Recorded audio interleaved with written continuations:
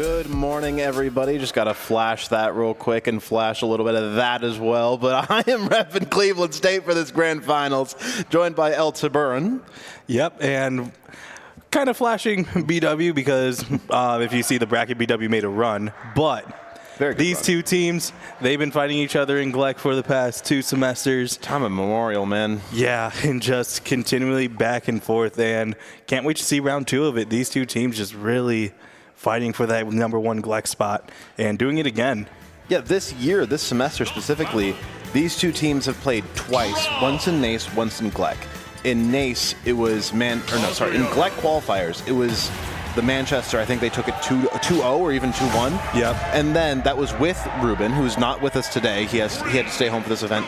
Then recently they played in NACE, where CSU specifically played without Ruben or Ruvi to try to get used to it, and they won. So they are feeling very confident that they can win on this day. Yeah, and especially offline, there's just a whole different feel of this. And now starting off with Kazuya versus Rob, Arctic with the Rob and Pars with the Kazuya, just really getting started. I was going to say Arctic was doing really well not getting hit, but right when I say that, gets hit by the up air. But really great just out-zoning Kazuya right now. Yeah, taking one hit and only taking 15% against Kazuya is a blessing. You're okay with getting hit there, especially bringing out the rage drive when you're still at white percent. 40-59, all of a sudden that percentage starting to glow a little orange.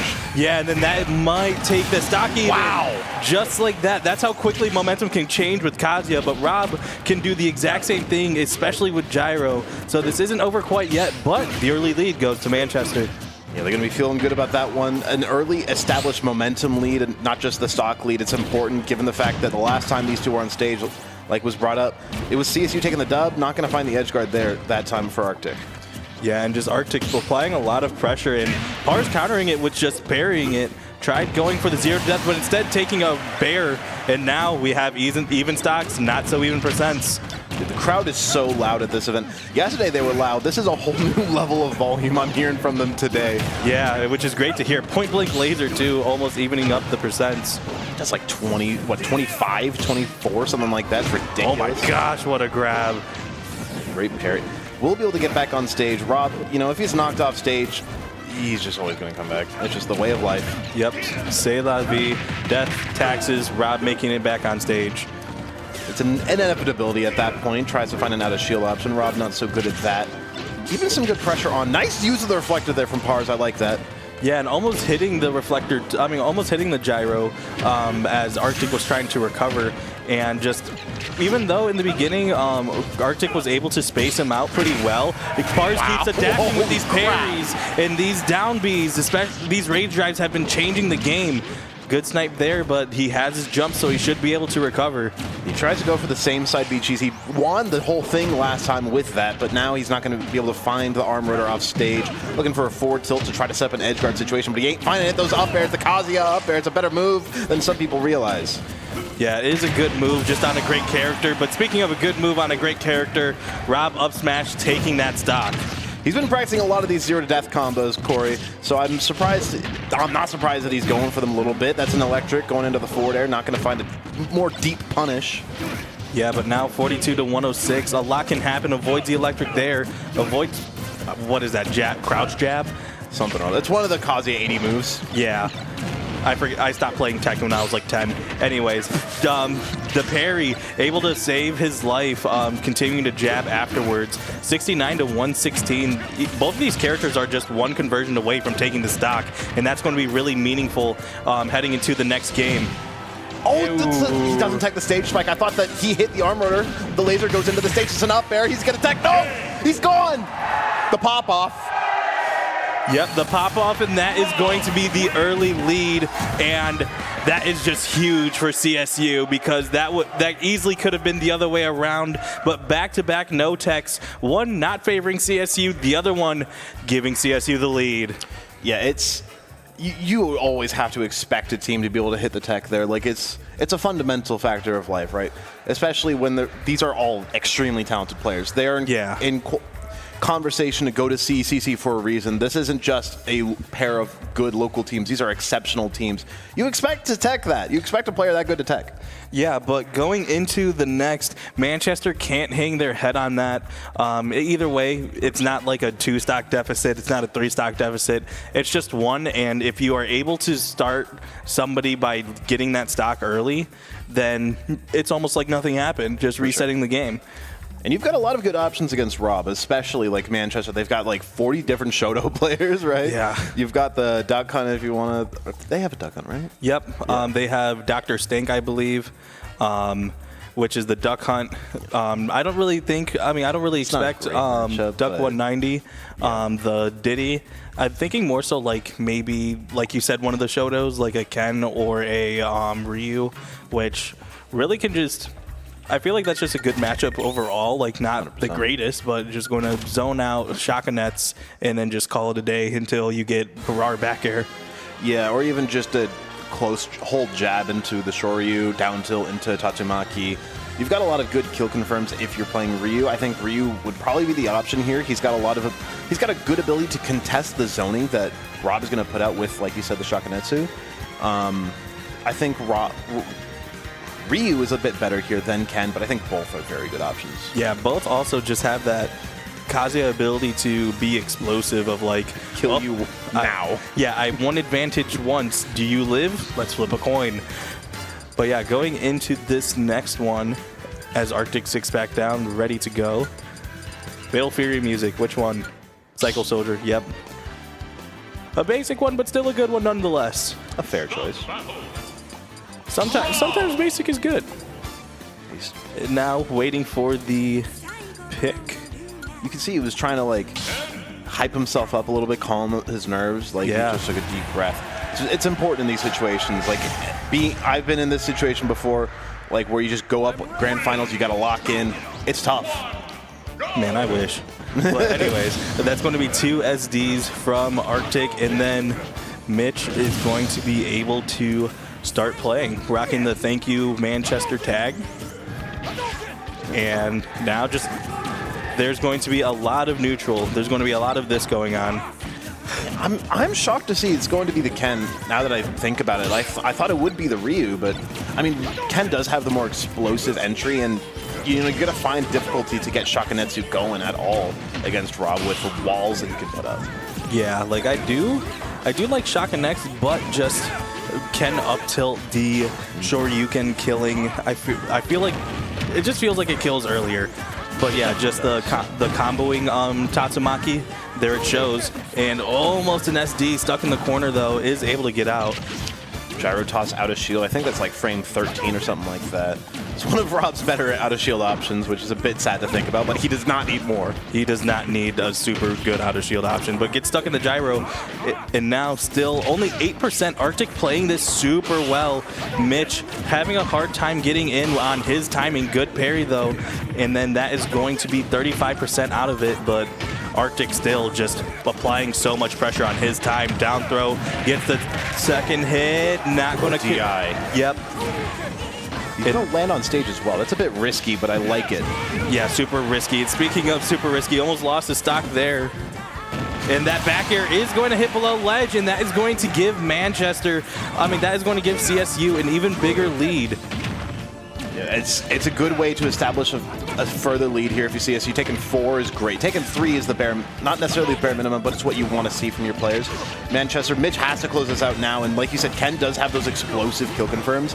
You got to be looking for that soon if you're Mitch. You cannot give another way.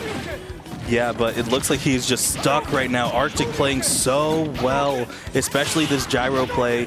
Like, Rob is so versatile, and Arctic doing all the ways that you could play Rob with this. And now there it is, missing the down air, though. Stuck in the corners, Mitch.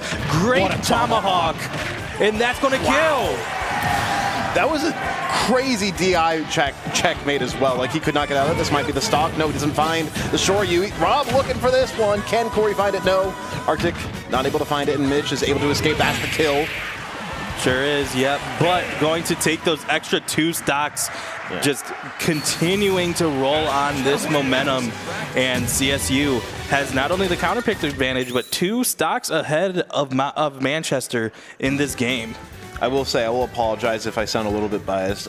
I do casting for the CSU guys like at school, so I have to do this every week. And over time, I tried to start off as unbiased as possible, but befriending the guys and realizing my job can be as biased as I want over there, it's kind of ingrained in me to be a little bit biased. I apologize if I sound biased. Yeah, I'm going to try to remain as neutral as possible, but I do know the CSU guys more, but I always love hearing Manchester's energy. Been here for like 2 or 3 years. Every time they've shown up, they've definitely shown out. You hear them with the Mitch put them in a ditch chants.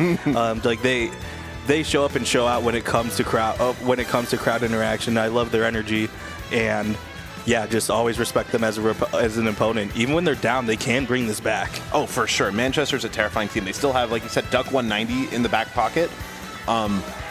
And what looks like it's going to be Chimpus coming in with the Bayonetta. This is probably not where you're going to see Duck 190 of Chimpus. Yep. There's always a chance, right, that Mitch can take 3 stocks without dropping one. It's difficult to do that. Easier against Bayonetta of all characters, right, because she can struggle to find kill confirms, can kill you whenever. Yeah. Bayo kind of likes Rage at times to find kills with jab, random smash attacks, back air. Ken's not going to let you live with much Rage. You're going to have like an extra 1% knockback. Congratulations. Then you're dead at 80. Ooh. Bayonetta with 1% increased knockback. Oh, I'm sweating. Oh, man, if only I had Shoryuken. Oh, wait. But yeah, other than that, Ken just absolutely makes you explode. So it's like, oh, Bayonetta likes Rage. Okay, you're dead. And then the flip side of that, Bayonetta can get you at very high percent before they take the stock. And you give Rage. Yeah, and then it's Ken with Rage, which you're dead at 60 now. And Ken literally is going to just burn the witch. Yeah, I love that reference. But yeah, now going to this next game, what do you think the ban should be? I mean, I think you want to get rid of Battlefield, I feel, if you're Mitch here. I'm not the biggest on stage selection. I'm a bit of a more casual player when it comes to Smash specifically. I've filled for the team before, but I mostly just played on vibes. It's looking like that Small Battlefield it was. Yep, it does look like Small Battlefield, changing the music. I do like the coordination of whoever is picking the stage is also picking their music. Yep. So just continuing on with the theme. I think that you want to ban stages with big platform presence and wide range for Bayonetta to run away from. Yeah. So ending up on Small Battlefield is hugely in favor, I think, of Mitch here in particular. Yeah, and then I want to see how Mitch is going to deal with this, because we could talk about how the matchup should go, but going into this matchup, down 2 stocks in the first round of the championship game, that's really where it matters. It's not about the matchup, it's not about the players, it's about what are you going to do in this moment. Yeah, I like the way that Chimp is playing this slow and steady. It'll win the race eventually, but I mean, Mitch is in the range that he wants to be, but he's not on the side of the advantage state that he wants to be. Yeah, he's not the one applying the pressure. Is able to recover 60% on him though, and then finally is able to get a hit. 25% after that. Not going to complain about that. It's just so hard to punish that down tilt. It's one of the safest, one of the best down tilts in the game.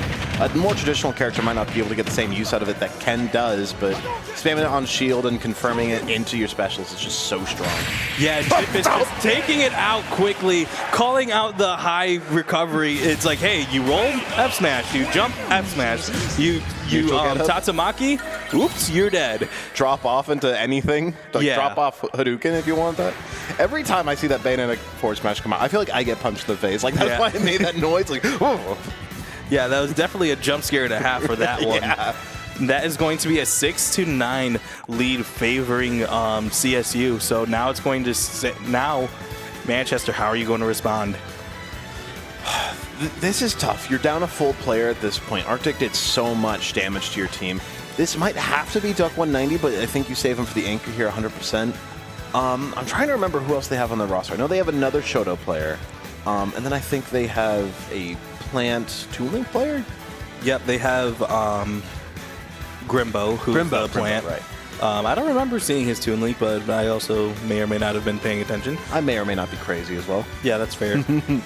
But it looks like I think it should be Grimbo here. I think that makes the most sense. I think Plant has... I think that's Dr. Stank, the one grabbing his controller right now, emptying out his pockets. Yeah, he's ready to go. What does Dr. Stank play again? That's the Duck Hunt. Right, that's the Duck Hunt. I don't know if I like that, though. Like, when I think about it, I have a hot take that I think Plant is, like, almost a mid-tier. Like, I think that character is solid. And I think a big part of that is Plant's matchups into high and top-tier characters. Bayonetta being, I think, one of their best. So I'm shocked. Yeah, but because... For this one, it's just, like... I always love this philosophy of like playing mid to lower tier characters because it's like if you stick with this character and especially at this level, you're doing something right. Yeah. And like with Dr. Stank, I saw him just absolutely cook Illinois Wesleyan with this Duck Hunt. So being able to do that against a team that was essentially prepared for them. Yeah. And now doing it against, not that CSU wasn't prepared for them, but going from like an essential rival to now the first seed is going to be kind of the same ballpark. I want to see how he is going to do it, and if he could take this low tier to give Manchester not the lead, but make this close. Good advantage state so far from Dr. Stank. The Duck Hunt is proven more good than I thought it would be. I thought that he would just kind of get ran down, but the Pigeon, the Can, and the Gunman all just set up a wall that Bayonetta can struggle to get through. Yeah, but now getting the up B, 1, 2, 3, not going to take it, but 77%. It's nice, but that's just the thing with Bayonetta. She gets so much damage off of her early combos. It's converting that into a kill that gets tough, and it's going to be even tougher against a character like Duck Hunt. Frame 1, get out of jail free card. Yep, and that up air not going to take it. Tried going for that back air, but that up air is going to take it. And just like when it comes for that, even though, yes, it is a bad character, how many Duck Hunts have you faced? Well, they actually have a fair bit of practice against... Yeah, Cole's Corner. Cole's Corner, yeah. Yeah, you knew. I have also suffered against Cole's Corner. Shout out. But anyways, Dr. Stank able to take that one. 129 though, and that is going to... That air dodge saved him. That was an incredible air dodge there from Dr. Stank. He's going to keep this stock alive. Any more change that you can get here, even if it's just time on the clock, you are very happy with. Yeah, and Dr. Stank just playing this really conservatively, which is doing really well for him. Getting the second clay pigeon into the up air, 84%. And just doing really well, just keeping himself alive. The Gunman and the Can have also been very well used so far for Dr. Stank. That jab might be able to take it, but no, he goes right into the Can. Looks for the back air, can't connect. Yeah, and then now is how are nerves going to kick in? He's at 149, and you just want to get this stock off the board, and this matchup's getting a little bit annoying. And now it's a Duck Hunt with Rage, and not the scariest character in the world, but any character with Rage, Bayonetta's light, it's tough to find survivability, it's tough to find kills. Yeah, but still able to live on the other side. Can just doing God's work right now on Palm Sunday, trying to continue it. There's the Can. I mean, there's a clay pigeon. Nothing much after that, though. And then that Can takes a stock, almost a 3 stock. It's so clean right now for Dr. Stank. Chimpus is looking for, the roll to back throw cheese, I think is what he was looking for. The Tri-State Twister. The Tri-State Twister, yes, I forgot the name for a moment. Able to wish time out of that. That should be a stock. Yep, absolutely. And yeah, Chimpus still able to give his team a lead even if he were to lose his stock first, but Dr. Stank has been playing really well.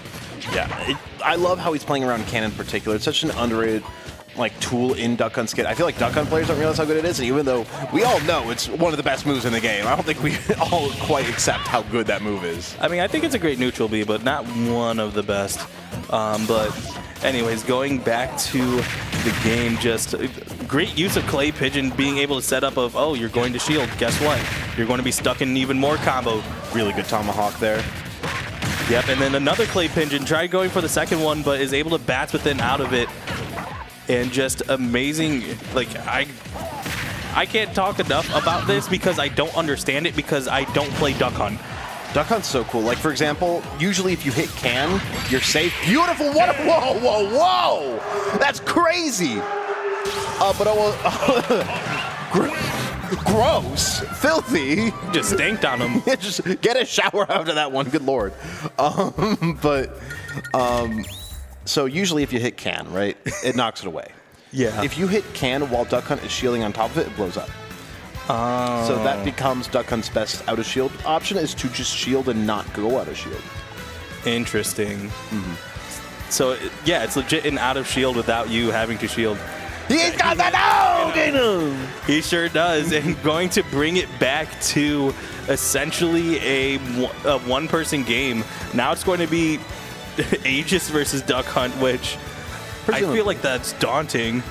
It could be the Brawler here. It could be the Brawler. It could also be the Fox. It could definitely be the Fox, actually. He said before that he doesn't want to play the Fox as much. He hasn't felt as confident as he used to lately.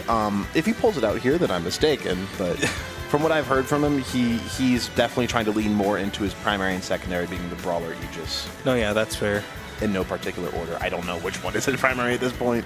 Yeah, from what I've seen, it's been mostly the Aegis, but like the Brawler's not like disappeared. Yeah, it kind of feels more like, rather than being a primary and secondary, just if he gets a little bit bored with one, he just switches to the other for a couple of weeks. Yeah, like, that's what it feels like sometimes. It's like a mood ring. Yeah, exactly. How was Dreamless feeling, Brawler or Aegis? But yeah, either way, both of those matchups, I feel like it's just Duck Hunt trying to run away while the other character's trying to rush him down. Aegis, especially Mithra, is significantly better at rushing down. But between the two, like, down throw Thrupper can absolutely murder, down air up smash, which it looks like he's going to go for with Aegis. And he loves that down air, man. He sure does. I've watched VODs. I remember there was a game I casted of Dreamless playing, and I'm not kidding when I say that he had a game where all he did was down air on platform against Luigi. Yeah, that checks. He played pretty. It was like kind of optimal. But I think he also did that yesterday against Bethel. That's what you have to do sometimes, especially against a character like Luigi, where a single interaction could mean death. Yeah. And now Dreamless, also somebody with Cole's Corner experience, but Dr. Stank is not Cole's Corner. And just a lot of great play right now, keeping the can just moving. And I guess the same way that the out of shield option can be used for Duck Hunt, it could also be a get out of jail card of like, okay, I'm going to take can damage instead of whatever you're going to try to do out of shield. Exactly, and it's difficult to like react to that, and it also gets difficult to react to that out of combos, right? He used the duck jump in neutral. It was like, oh, what's he doing? And well, he had a plan. He was just going to land on the can. Yep. And then going to get hit by that can again. Mithra comes out just to get grabbed. 117, making him recover mid, essentially. Not getting hit by that F smash, but that back air coming out, still keeping him in this corner with so much pressure. Able to get past the can ledge trap for now. He's reclaimed center stage, but how long can this last? It's so difficult to weave through what Duck Hunt has to provide. And Dr. Stank is exemplifying that perfectly. That could be it. No, the problem is Revolt doesn't hit. Yeah, but both of these players have been exemplifying great ledge pressure and just keeping one another in the corner. But Dr. Stank, I feel like, is just thriving while he's in the corner and doing great while he's putting his opponent in the corner. But Dreamless not able to take it. Duck Hunt had some Weedo this morning. Yeah. Oh, that's a can that or Clay Pigeon into the up air. Things are even back up. Dr. Stank brings them back into this. He's been playing so well so far. Yeah, and when his team needed it most, they were down by a lot, but he's coming back. Down air, forward air is going to take it. So still, even though he's brought this back, he needs to do just a bit more work if he wants to give Manchester the lead. One small note there, I think that Dr. Stank actually jumped or air dodged into the blast zone. I'm not entirely sure, but that's what it looks like, because you could see the dot on the extended map, and it looked like just kind of teleported into that. Yeah, that is going to be a little quick combo for 50%. And if you're Dr. Stank, you got to take at least one more. You're already happy with your performance, but still, if you want to put Manchester in the best position, at least one more. Yeah, and they're going to leave this. It's looking like it'll probably be Colonies as the anchor for CSU as well. So they're putting a lot of faith in him today, but that's for later. For now, if you're just seeing it now, he's hitting the down air on platform. Yeah, I'm here. And then what a great combo into the can, not getting much else after that. That forward throw is going to keep Duck Hunt off stage. Not going for those down airs, never mind. But sends him off stage and then going deep for it, really trying to get rid of the Duck Hunt. And that dash attack is going to take it. Yeah, and you really need 5 stocks in order to take care of Duck 190. If that was a stock taken there by Dr. Stank, I think Manchester is in the lead, despite the fact that they're not going into this last player. But, I mean, Dreamless sitting pretty. 5 stocks left for CSU. And yeah, I don't think I have to tell anybody who's coming in now. Yeah, that's kind of a foregone conclusion. And as he is coming in, kind of seeing a higher tiered matchup between Diddy Kong and Diddy Kong and What is Aegis. this, Evo top 8? Like, oh my gosh. Is this any other top 8? Literally any top 8 with Cosmos and Tweak. Yes, Tweak versus Akola at home. Does Akola play? I don't watch enough. I mean, he plays Aegis, not against Tweak, because Tweak doesn't know how to play against Steve. Yeah, that's what I thought. Like, I've seen like one set between the two of them all time, and it was Diddy Steve. Yeah. And I was like, hang on. Maybe it's a shoot tone. It's a shoot tone Tweak. Yeah. But I think shoot tone actually plays Olimar for that matchup, doesn't he? I have no idea. Have they ever played? Anyways, going back into this game, focusing in. this is going to be wrapping up essentially game number 1, because this is Manchester's last player. CSU does have 5 stocks to work with. As Dreamless got a little bit too close to the camera, but giving it a sniff. Yeah, checking the stages. But yeah. Duck 190 MVP for, I believe, the 2nd semester in a row, and he's going to have to prove it with taking these 5 stocks against this CSU team. And like, if there's any player in the venue, he earned MVP for a reason, who can do this, it's probably going to be Duck 190. He's an exceptional player. Not to stop glazing my boys though. Dreamless is feeling exceptionally confident, and the way he locked in during the second half of that last game, I think that he's got a real shot here at making some moves. Yeah, and then for him to do that, he could start with beating Duck 190 even with a down stock. I mean, if he beats Duck 190, that is a harrowing tale for the rest of this series for Manchester. And then, but right now, just Duck 190 just keeping advantage, 56% not being able to get out of this corner, and then 67, 76, still stuck. Tried going for the angel drop, not going to get it, and that little, that side be able to get the first damage on the board for Dreamless, but on top of that, able to get him back on stage. Nice first stock there by Duck 190. He only took a quarter of 100 there. He's feeling hot, and the crowd is feeling warm about that. Yeah, and once again, Manchester's team shows up and shows out for all of their players. Definitely going to show up for Duck 190 when he needs them. I love the way that Dreamless is kind of bodyguarding this banana a little bit, preventing Duck 190 from grabbing it. You know, Duck just said, fine, I'll just do the combo without the banana. Right, like, I like to make jokes that Diddy is just a low tier without the banana, but in reality, this character's still very solid. He's got an incredible burst option. He's got some solid percent wrecking combos. It's just that banana gluing technically together. Yeah, getting hit by that dash attack, 77% already, and it just feels like Duck 190 has just been so smothering. That is another monkey flip that has gone unpunished. But getting that nair, forward air, up air coming out, 70, 81. This might take it, and it sure will. That's nice there for CSU. Now Colonies, every stock taken here by Dreamless lowers the weight that Colonies is going to have to pull up at the end of this. Still the banana not in hand. It's on the other side of the stage, however long it lasts. What a turnaround. A nice quick catch there, 52%. Dreamless is starting to look for a potential kill confirm here. Dash attack, not the up smash. Doesn't think he can kill quite yet, not Pyra at least. Yeah, and then now getting that, and that is going to take it. So now, like you said, it's not going to be a 3-3. It's going to be a 2-3, but Colonies is waiting in the back. Yeah, it's either going to be it could be MJB. I'd be hype if it's my boy Michael coming in. I mean, I'm here for it. Hey, if I see Hero on my screen, I'm going to pop off. But no, you can see Colonies prepping. He's going in. Get Hero bounce, just right, 2 kabooms, and then you win. Shake hands. Hey, if you kamikaze and kill him twice, then you've won. True. But really good play there from Duck 190. I do like how Dreamless was trying to play around the banana and like prevent him from grabbing it, but Duck 190 was, like you said, just absolutely suffocating.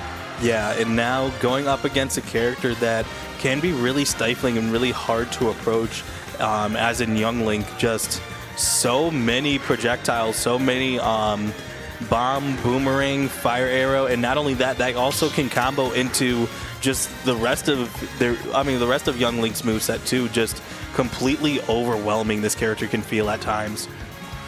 Yeah, I mean, especially the way that Colonies plays around air dodges with Boomerang in particular, just one small part of this game that makes you really feel like he's in your head. It's usually a very safe option. He's doing it to just cover a few options, but it just doesn't feel good when you get hit by it, if I'm going to be honest. Yeah, sure doesn't. But yeah, going to be on small battlefield. I feel like this has been the new PS2. So going to be Diddy Kong. I know Colonies has also been practicing the Roy, but I'm not going to necessarily expect it to come out. Yeah, it's doubtful. He's going to pop the Young Link early. It's just got to be the Young Link, right? Yeah. There's no way, especially against Diddy Kong. Like, Diddy Kong can struggle with swords sometimes, but he's generally good against sword fighters. Roy, especially, I feel. Yeah, and now just, oh my gosh, an efficient SD. Just getting into it. They don't want to waste any time. You'll see sometimes a team will like slow down their SD at the start of a game in a crew battle, but no, these two teams, they have full respect for each other and they just want to go in. Yeah, getting the up B, not getting much else after that. So 52-12, but Duck not necessarily in the driver's seat, but is going to have to if he wants to bring his team back into this. I feel like that was a misinput. It could have been. It could have also just been he thought that Duck 190 was going to land on him, but either way, it's a free punish for the Diddy Kong here. Yeah, but right now, Colonies is playing this really well. See, that's also one thing, because those monkey flips were getting off scot-free, but if you monkey flip against Colonies right now, that is going to be your fate. Getting the down air, missing the up air, though. Thought that he would chase, so that up smash, I don't think would have killed, but would have put him in a bad position. It might have on the platform, actually. I think it would have just barely killed, but either way, it would have been a good lead for Colonies. Colonies is playing this super well right now. Remember, he's expected to take this to the ends of the earth. He's going down to last stock for Duck 190, yet to drop one. Yeah, and now 3-1 comeback is going to be needed. Throws him like a football. Going to get stuck in this corner. That should be maybe a kill if you read the roll. Okay. Yep, sure does, and that is now going to be 2-1. He got hit with the banana, rolled right, and then rolled back left. Yep. Like, that's just the freest kill ever for Duck 190. Yeah, but Duck 190 now picking up the pace, 45%, almost unanswered at this point. Colony's trying to change that with camping just a bit more, which is a good strategy right now. Have that percent lead, have that stock lead. There's nothing much for you to lose if you stay in the back, but it looks like Duck 190 is starting to figure it out, especially calling out these up Bs. Yeah, I do like how Duck 190 is starting to play this one out. Like, he's really locked in, catches the shield with that one, the 50-50. Oh, he's talking too, looking at the player cam. He's feeling it. Yeah, I mean, you got to in this position when you are the carry, when you are the one who's being relied on, and you start popping off, you start doing this after dropping a stock without doing a whole lot, you're feeling it. Yeah, missing that F smash too, but getting forward thrown for it. But monkey flip lasting forever and a half. You're going to start getting some change here if you're Colonies. 41% starting to feel a little bit better if you're him. Dodges that banana. Now, last stock for both these players. Yeah, Duck 190 needing to take 5, has taken 4 right now, and that 5th one looks to be in sight, but Colonies only needs 1 more as well. Last stock, whoever wins this wins round number 1. And, I mean, losing does give you somewhat of an advantage, right? You have the opportunity to pick and choose who goes in. You have the opportunity to pick more things, but it's a best of 3, so that losing the first game isn't the biggest deal. It's only momentum. It's only information, really, as well as, getting you close to the victory. But it's not as big of a deal as it would be in a best of 3, for example. Yeah, with this being a best of 5, there's definitely going to be more games going on. But 115%, they're not worried about the next game. They're worried about now. 124%, that Nair doesn't kill quite yet, but going to be stuck in the corner. Monkey flips out of there, 57 to 125. That second part of Nair, Fair didn't connect. Down throw, back air misses. I really thought he was going to go for the down air there. I thought Colonies was going to air dodge for sure, and I think he did, but I thought it was going to be the down air follow-up after that down throw, and it probably would have killed too. Yeah, and still, Duck also playing really well around the shield, trying to avoid these up B out of shields. The tension is starting to rise. That's getting really hard. The back air doesn't connect into the second hit. He's looking for a projectile to find a kill. Down tilt. Yeah, that up smash misses. Oh no, my. Banana. Banana comes out of nowhere. Down tilt, up smash. Not going to take it. 120 to 142, though. The next strong hit might be able to take it. Banana misses the up smash, but gets the down throw. Nothing there. 134 to 142%, evening out, but that is going to take it. In Manchester, being down brings it all the way back. It is going to take game 1. That's a legendary pop-off and a legendary reversal. Colonies took, what, 70% when he took that second stock of Duck 190? He had one stock to take 2, to take 3 at that point. An exemplary turn of events there from Duck 190. Really just showing what he can do for this team, and the whole team popping off behind. The whole team is backing him up right now. Yeah, the whole team not only supporting him emotionally, but now that's got to be a hype boost for you guys. Going to be down that much and then flipping it back around. Manchester's definitely feeling themselves after that one. 100%. And last time these two teams met, if I remember correctly, CSU won game 1. So this is definitely a change of pace in that sense as well. And I know that the CSU guys, again, they came into this very confident. They won against Manchester the last time they played. They won against Manchester last season. That probably throws a bit of a wrench into your expectations, maybe. But yeah, they also did lose game 1 in the last meeting, is like another thing. But Manchester specifically, they look strong. Duck 190 looked great, and so did Dr. Sank. Like, it's not a one-man show today. This is a woken up Manchester. Yeah, and on top of that, just like the rest of the team, even the Kazuya, even though he took 2, those proved to be a crucial 2 from Arctic, because Arctic was just rolling today too. He was playing really hot, especially against Mitch. I'll be honest, like Arctic was having a bit of a slump period with the Smash team. I'll take some blame because he was playing with me on the CSU Club Overwatch team. Fair. So it's kind of my fault, but ever since like he started getting back into it, he's been playing, I think, better than ever. So like, getting 2 stocks off of him, and even if he took 5, like the fact that he only took 5 in some ways is good for Manchester, because that's the player who you're looking at as CSU to kind of be your shooting star almost. Yeah, it's definitely like Arctic is like the launching off pad for, and then the rest of the team is just not the supporters, but the ones that steer, the ones that make sure that it's still going straight and not awry. But still, like, great performance from both teams. Went all the way down to last hit. Duck 190 making essentially a 3-stock comeback It was a 3-stock comeback. Yeah, just straight up. And then that's what they needed too. So now looking at both teams, there's going to be mix-ups. There's going to be, I expect changes in lineups, so probably changes in stage. Maybe even like send in Chimpus earlier, because like he did pretty well against Mitch, just immediately clearing him out. And then unfortunately that was when Dr. Stank started getting momentum, but just throwing him out, getting him warm, especially against the Shotos, definitely won't be the worst thing in the world. I mean, to be honest, this is like based on what happened with Colonies at the end there. I think this is where you would send it in Colonies first, potentially. That's something that they've liked to do in the past, is they're just like, screw it. Colony, like, this team usually expects Colonies to take 3. Like, take 3, lose 3. If you're playing against a team at this level. That is abnormal, him losing, like, taking 1 and losing 3. That's not something you expect usually, so you might send him in first because he's generally your keep things even guy almost. And a great emotional leader as well for the team, by the way. He's not captain or anything, but he's so well experienced that he is oftentimes the guy keeping the team together. Yeah, and that's even good to know for like a moment like this, because having that lead and then losing it can really shake your emotions, just really throw you off. But being able to just kind of try to be that rock for your team, like that's what I was for BW before I quote unquote retired. But hey, retirement, it's great, isn't it? I'm retiring from GLEC, but I'm coming back eventually in Neo, stronger than ever. But yeah, we are going to take a short break, but when we come back, we are going to have a lot more GLEC coming your way for the championship game, so don't go anywhere. Welcome back, everybody. I don't know if you can hear what's going on out there, but they are trying to hype themselves up. I think is that Manchester?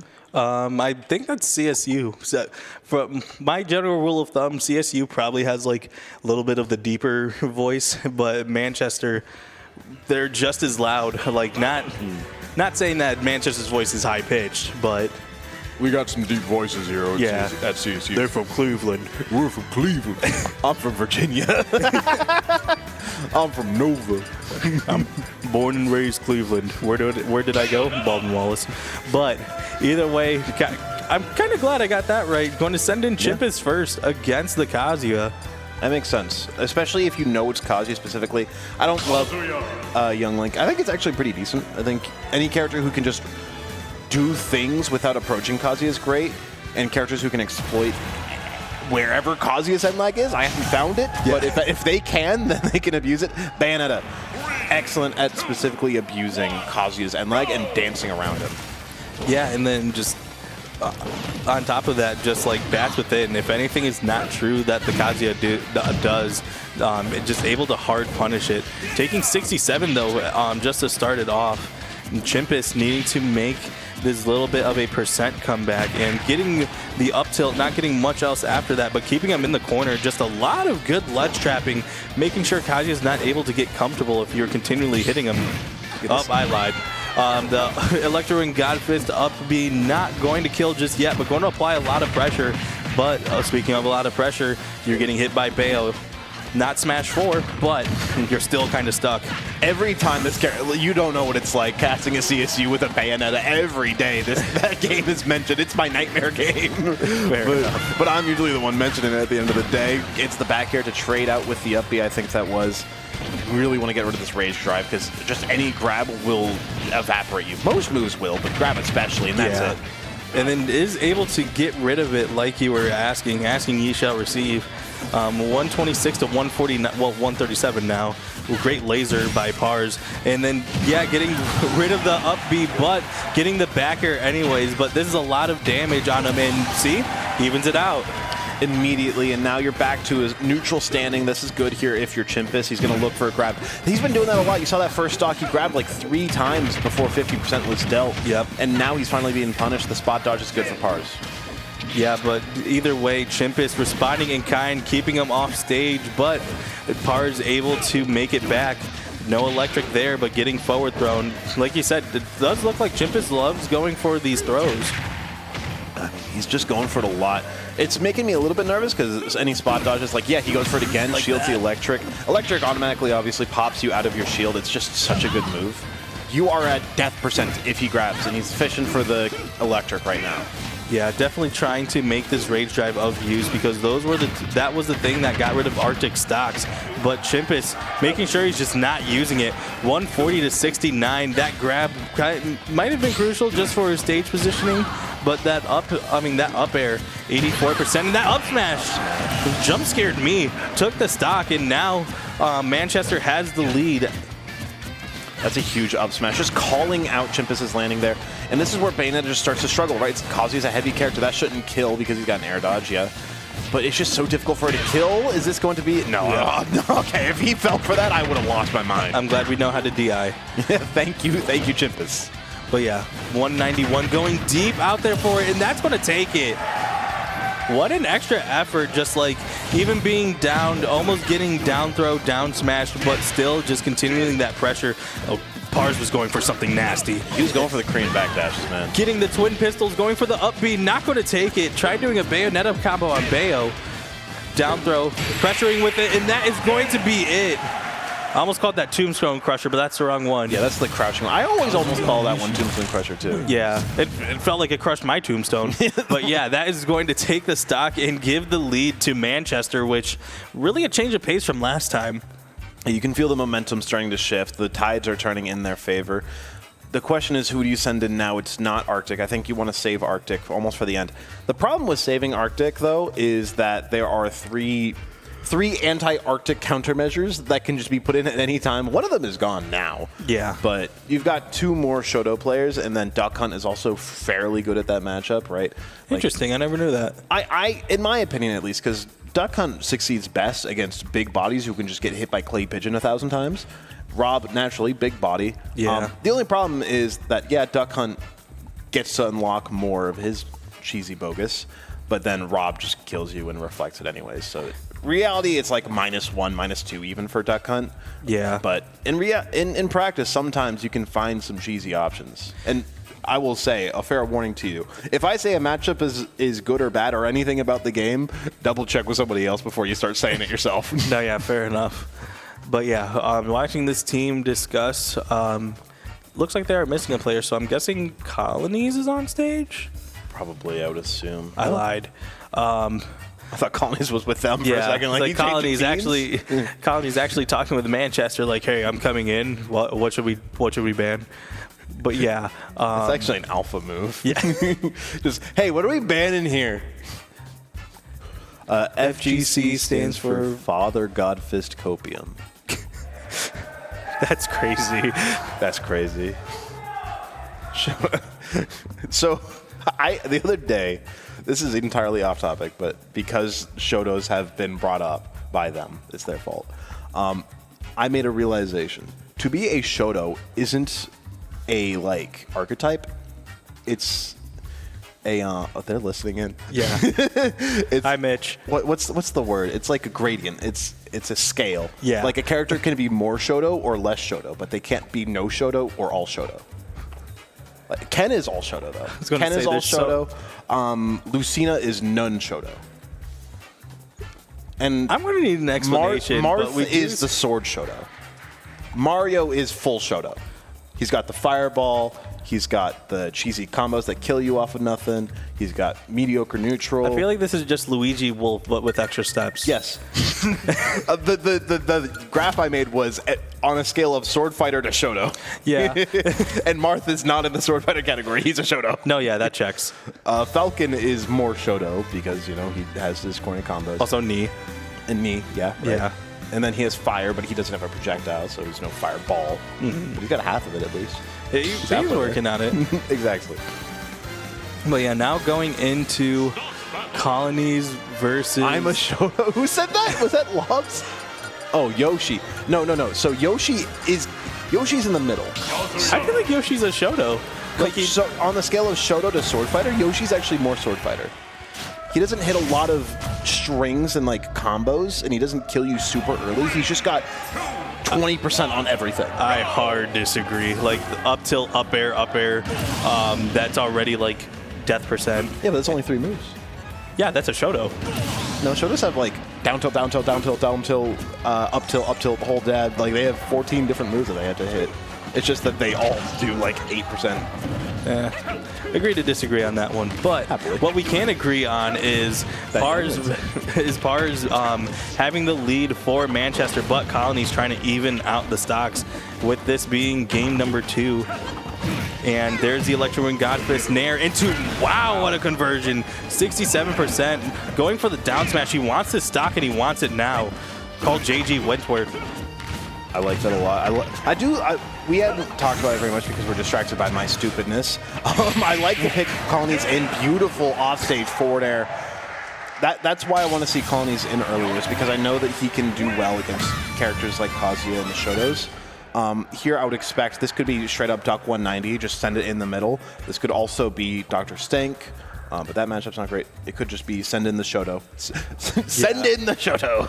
Yeah, Manchester might be incentivized to change their lineup or keep their lineup even, because even though they won with a deficit because they got the lead because CSU changed their lineup, they might be able to keep the same game plan and it might work. But they are definitely discussing it. They spend a lot of time, spend a lot of practice, and I could hear them cheering Dr. Stank, so I could only imagine who they're going to send in. It makes sense. That's probably your best option here, unless you're going to send in the Plant. I think Plant actually does okay in this matchup as well. But I'm also, again... I need to see your tier list. it's not that bad. I'm not doing anything crazy. Steve Sonic Game & Watch top 3. It's mostly standard. It's just that Plant is bottom 25 instead of bottom 10. I mean, yeah, fair. And the thing is, Plant is so weird because he has an unwinnable matchup, and it's against a low tier villager. Yeah. Pocketed Patui kills at 10. It's crazy. Noted. My I'm so high yet so low on Plant because my cousin plays Plant, and he's the one that effectively beat me into having to learn competitive so I could start beating him. Right. Still hasn't happened yet, but I have a lot of experience in the Ike Plant matchup. But hey, pick up the villager, you'll beat him. yeah. Or Isabel. Oh my gosh. I think Isabel's a good character. The Wabell and all that. The Wabell's really funny, but I do like Villager with the boxing gloves instead. Oh yeah. But yeah, it does look like it's going to be Dr. Stank potentially. It should be. That would make the most sense. Unless we're getting baited. We could be getting baited. Yeah, but a lot of these teams, I mean, both these teams putting a lot of thought, a lot of conversation, which is absolutely needed. Like, this is championship. This is a whole different vibe from the rest of the season. Like, there's a vibe for the season, there's a vibe for playoffs, and then there's something different about championship because it's all or nothing. Like, we might be having some fun, joking around a little bit, but the looks on the players' faces, they are all focused in. They might be having some chuckles themselves, but they are just trying to keep the nerves away while they are locked in. They are playing with full heart and vigor. Yeah, they're both playing with a fire and both trying to burn the other one. Yeah, it's ultimately like this is the final test for both of these teams. Last year, Manchester, I believe, beat CSU. And then last semester, CSU beat Manchester. And now we're finally at the point where both these teams have taken blows from each other. They are rivals at this point, solidly, I think. Like, ending Manchester's, 5-6 win streak at GLEC for Smash, right? And then now, they keep trading wins back and forth throughout the year. This is where rivalries are truly born and forged, is on the grand final stage. Yeah, but it does look like we might have a controller issue. Nope, he said he's good. Okay. So as he's sitting down, getting ready to go, yeah, this is definitely going to be a good one. Good song pick. So yeah, as we are going to jump into this one, Duck Hunt Young Link, matchups that I haven't seen for 300. Yeah, I mean, let me think of a pro Duck Hunt player that's been around since Raito and a pro Young Link player ever. Yeah. So yeah, getting into this matchup, both on even stocks, but when it comes to game count, favoring Manchester, they are 1-0. As Dr. Stink starting off with the can. Actually, both characters starting off with their explosive projectile, one with can, one with bomb. And we're going to definitely see a lot of that, a lot of slowed down gameplay. I feel like Gunman is probably going to be the most important one in this matchup. While you expect a lot of what Can does, Gunman can just kind of be that body block when you really need it.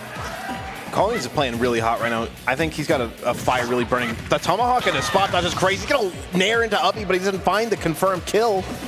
Yeah, he tried going for essentially like the Mii Sword Fighter tech, but not going to take it, just falling out of it instead. The Clay Pigeon doing all that damage. Forward air going to be met by Nair. This is where it gets tough for Young Link, though. It's so hard to find opportunities to kill against any character, including especially those as small as Duck Hunt. Young Link almost likes big bodies more, so he can just spam out fire arrows and boomerangs and eventually find a kill confirm. Yeah, speaking of, when he does finally get an arrow down, it gets traded out, and Duck Hunt acting like a heavy, surviving that one. It's just so tough to find kills when you're Young Link, and now Dr. Stank has an opportunity, and he cannot squander it to bring this stock to fruition. He's going to lose that one, though, but he's still got some in the back pocket. Yeah, he still has 97% on him. Colony's trying to make it back and just continually build this CSU lead. It's going to be a roll out of the up smash. He's going to survive that one, and Dr. Stank really trying to look for an opportunity to kill this. I think that's also just great gameplay overall. Just he saw the can, Dr. Stank trying to get the can closer to him, but Colony's using his B button, keeping the can away, perfectly sniping them each step of the way. Whoa, that can was hunting. That was a tricky movement there. That can said it was Young Link season. It gets difficult for both these characters to kill, and one problem with Duck Hunt, yes, Can is an amazing frame one get out of jail card. It's not quite free. He takes a lot of damage, and Duck Hunt's light, so he can't take Can forever. It's not like Snake with Grenade in that sense. Yeah, but Gunman can be something that he could do just for like conditioning, setting up, And that's what he's trying to do right now with that F smash, but that up air just barely the beak of that bird killing Young Link, evening out the stocks. It's a really good move, that one, the up air. It's an underrated move as well. I love the wave bounce there from Colin. He's going to try to find a subsequent option, but the boomerangs aren't connecting as much as he may just like, but he's still finding plenty of progress. That clay pigeon just bullying its way through anything Young Link throws at it. Yeah, that clay pigeon has been having more priority than I thought it would. Beating out, I think, like a good amount of the arrows that Colonies has been throwing out. And now you're just stuck, above Dr. Stank, and he's just making you punish for it. Finally able to get on solid ground and then getting the conversion. Now Dr. Stank working on one stock left. And this has been 3 now for Colonies. He's feeling good about himself, I'm sure, at this point. You might want a little bit more. Tries to read the roll, but he doesn't go far enough. He's going to try to find the forward air there for Colonies, but no, the can. It'll shut him down for now. Yeah, and he is at this point okay with taking that percent because it's just getting out of a potential Young Link combo. Down air, up air, not going to take it. Colony's going to be stuck. Gets that dash attack. That dash attack has been doing numbers for him right now. A straight fire arrow on the ledge. It's going to be sent away. If you can keep this stock now for Colonies, you've got enough change to where this ain't just change no more. This is looking for kill percent soon, but the up air, no. It's not kill percent quite yet because you are living Dr. Stank. Yeah, Dr. Stank trying to bring it back as well, saying that he's not done yet, but down tilt, up B. That's the second time he's fallen out of it. And then there goes Dr. Stank, the second chance at life. What is he going to do? Only 20% right now, but Manchester cheering loud for his team. Up tilt, no up air. And then there's the clay pigeon. There it is again. Up air, falling out of it. Can again. These multi-hits, man, they're just falling out of each and every one. And the problem, though, is that Colonies needs to commit to these spin attacks if he's going to go for them. He's not just falling out of them. He's been gifted opportunities to survive by Colonies. Yeah, now 117, 118. What is going to happen next? Going back to a very neutral-based game plan. Can goes off, so that platform essentially free, and sending that can right back at him. Missing that forward air, not going deep for it. That could have been it. If that get-up attack knocked into the can, that would have been a ridiculous combo that only Duck Hunt could really do. The DI slightly subpar into the can, trying to survive with the can. That can's hungry. Not going to get much for it, and that F tilt lasting forever, but still able to be alive. Both of these characters at kill percent for one last strong move. This has been happening pretty often in this series already, but who is going to clutch it out with that advantage? That trade not affecting anyone. Weaves right through, just uses the standard get up. He doesn't think any fancy business is in need.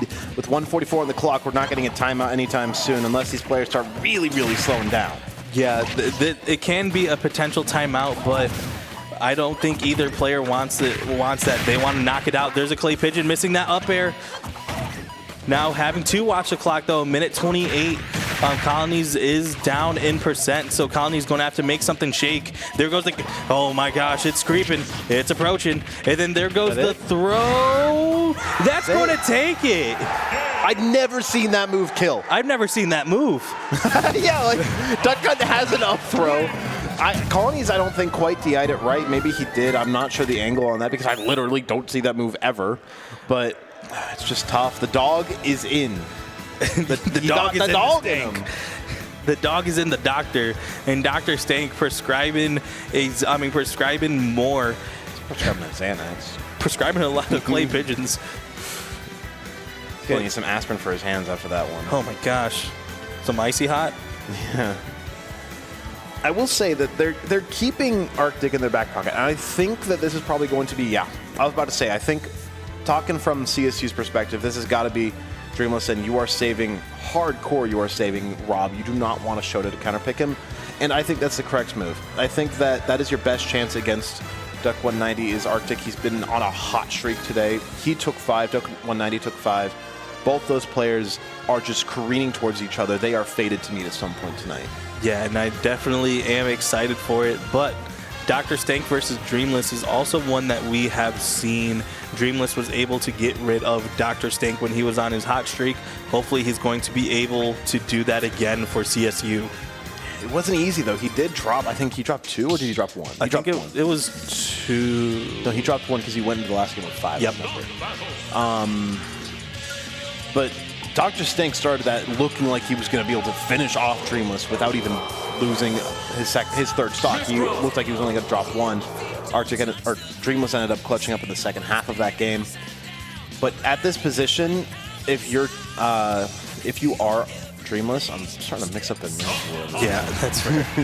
If you're Dreamless here, you need to take this stock without dropping one. If you keep the momentum you had last time you played Dr. Stank, maybe you can, but you need to here. Yeah, and it's also, just wanted to say, like, Manchester, they are so loud. They have been so supportive of their team. I could barely hear you sometimes, and you're right next to me. I can't hear you at all sometimes, and you're right next to me. And then now that can, not going to connect, but just a lot of great gameplay early just from Dr. Stank, playing really hot, getting that 71% already. Nair into the air dodge combo. Holy crap! The stock 0 to death. That's ridiculous from Dr. Stank. The crowd is roaring for that one, and I would be too. Dr. Stank, if I was not a part of CSU, I would be just roaring for that one in the crowd. That's beautiful. This looks like that. This is Duck Hunt's application to be a Shoto, killing that with that 0 to death. And now switching over to Pyra and responding with an F smash in kind. Not going to take it. Looking for these down airs. Not going to get it. Gets that one, but now going really deep off stage. Still able to make it. That Promise Revolt going to miss. That up smash misses as well. Both of these characters having essentially a second chance at life. There's a Clay Pigeon, and then Dr. Stank has just been using more with less.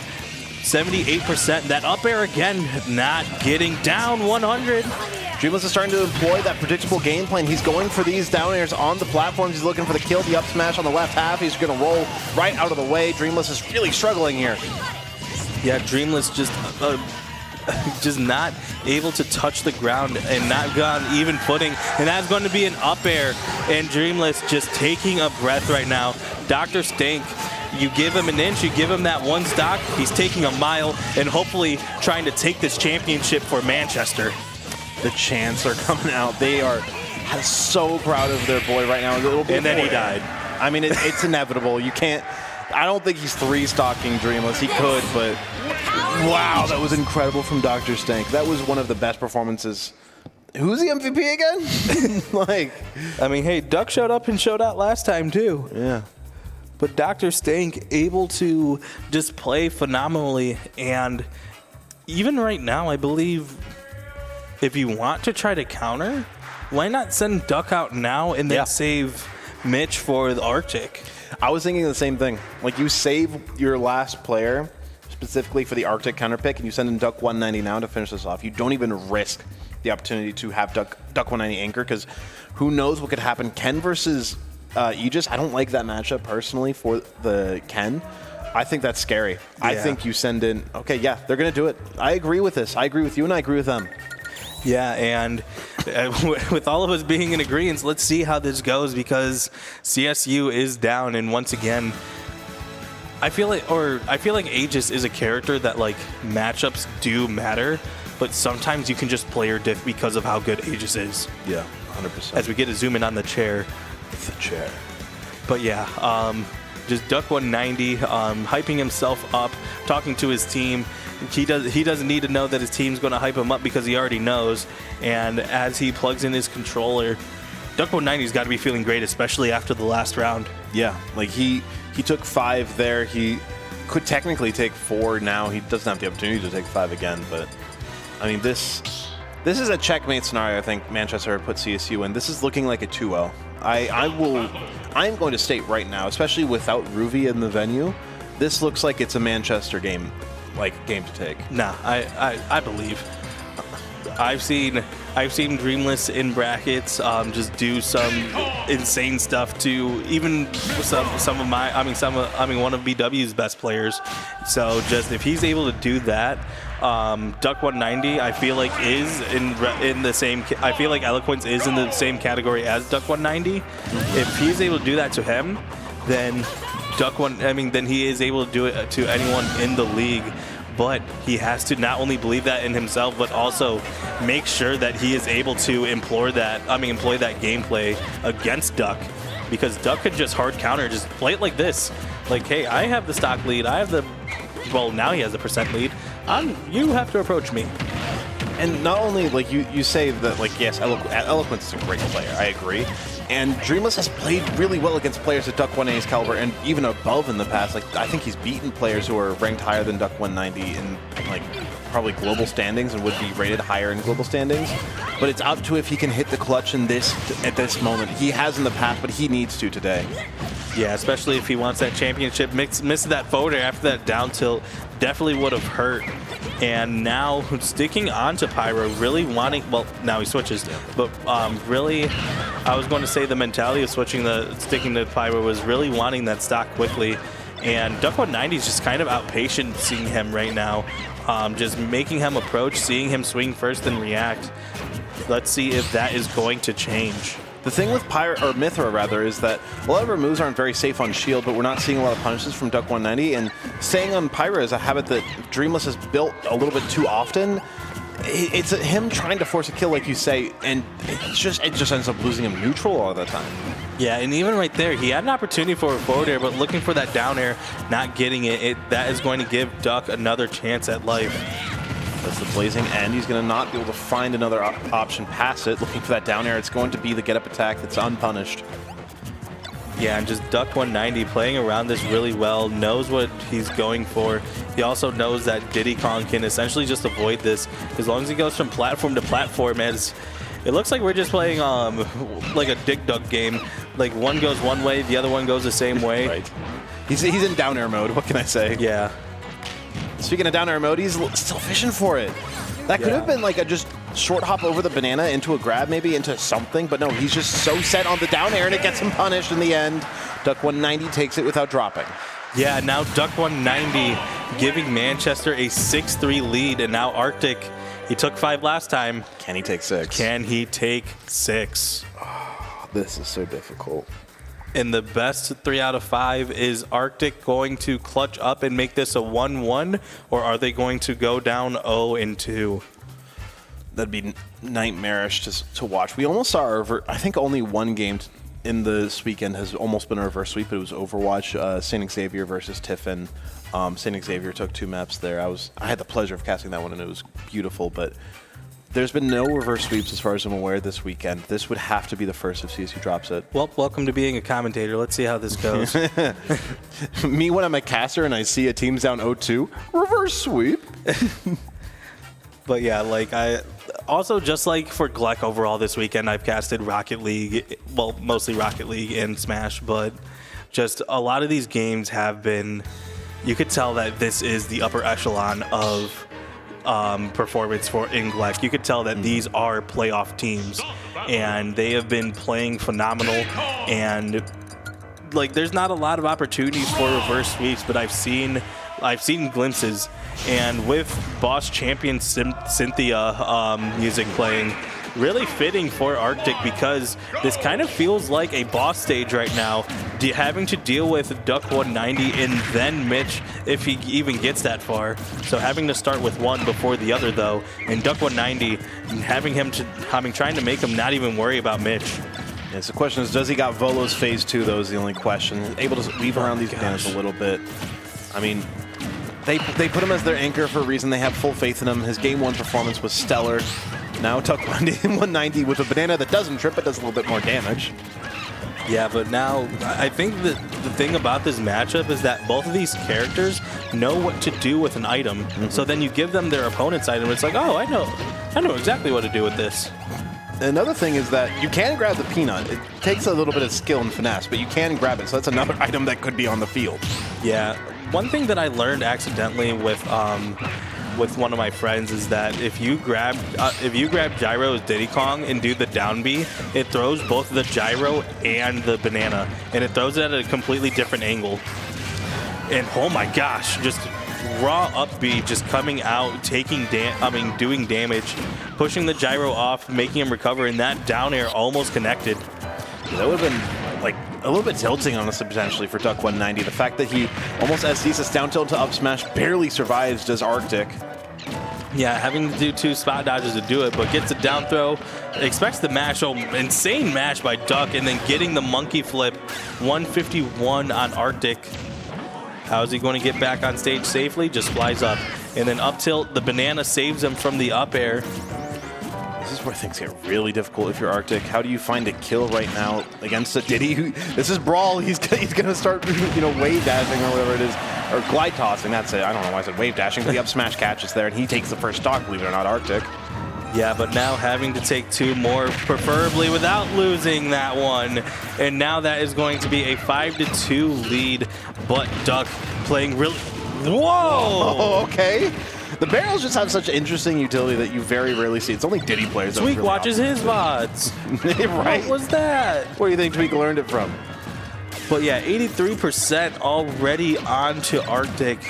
Only 14% onto Duck 190. And just the momentum slowed down a bit, but Duck 190 just completely okay with playing whatever game plan.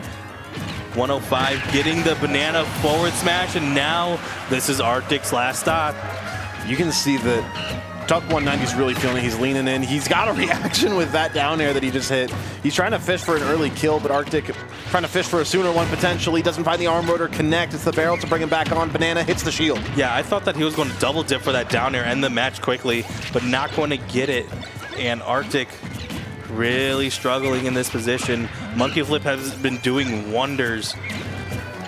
And I can see a bit in his face right now as well. Arctic is not like nearly as locked in it feels as Duck 190. The fact that Duck 190 is playing this so well down till he's got the banana in hand. He's just gonna toss it away, or does he drop it away? Yep, and then now getting down thrown up air, not gonna kill. Rob is heavy, which is going to be a detriment there. The big body getting caught on the platform, and now that's a 2-0 lead.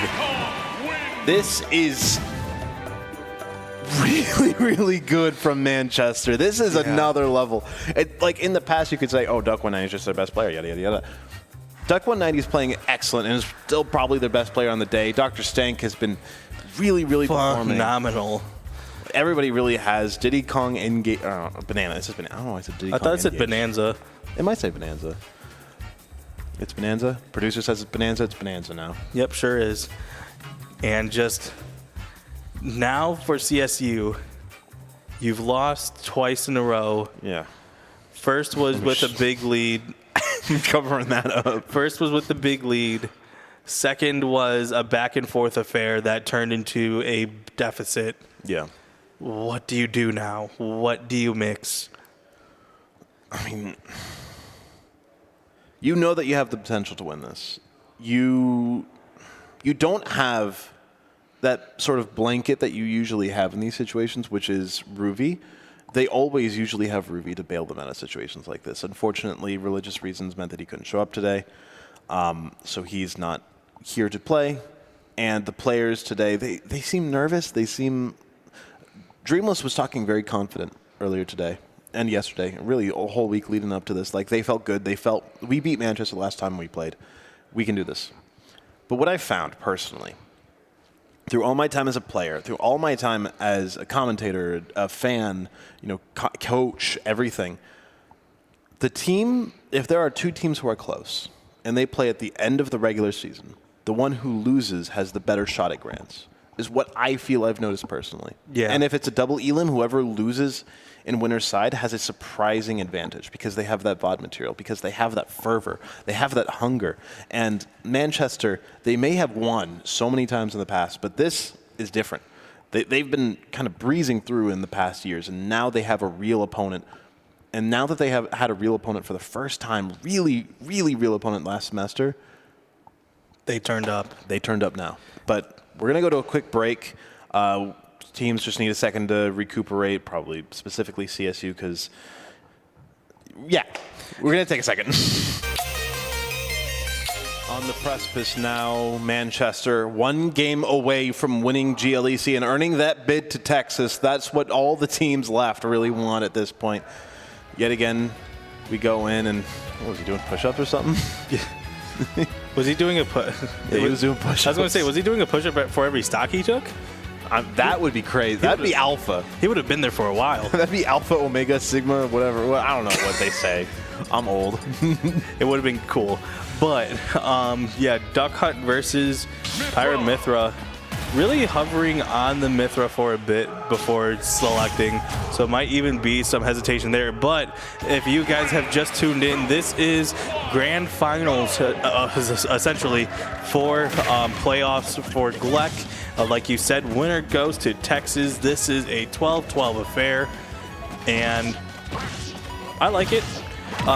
But yeah, Manchester is up 2-0 in the best of 5, so not quite over yet, but CSU going to need to perform some miracles, like Dr. Steak almost killing himself, to bring this back. Unaliving himself, some may say. But, I mean, I thought it was a free ledge trap there for Dreamless, but just weaves right through it, Dr. Stank. There's not nearly as much presence as there could have been down air just to pop him up. Yeah, but dash attack going to keep him in the corner, missing down air, missing all the down moves, and then just Dr. Stank. Down tilt, down air, down tilt. Dr. Stank just running towards his comfort can at this point. He's going to get through it. That zoning is not going to be too much of a threat. Tries to go for a down. He's just going for it. Like, he's not mixing it up. He's not going for grabs. He is just down airing. Yeah, and then because it's Pyra does have end lag, which is something that I thought they patched out with DLC. But like Pyra can get comboed really hard, especially compared to her counterpart Mithra. She's a bit heavier though, so when you're about to die, it can be favorable to switch over to the Mithra. Dodges that down smash, up air will connect. Not going to find the second. Yeah, but Dr. Stank just chasing him, especially with this can. Clay Pigeon comes out, going to get down throwed. Up air not coming out, 69% on Dr. Stank, but 135 on Dreamless. Dreamless really struggling to get much going. You got to find some way to get back into this game. You found the ways to close the gap so far for Dreamless quite a few times, but I feel as though he's panicking and he's giving away more opportunities than he would in other situations. But this grand finals pressure, I think, is starting to get to him.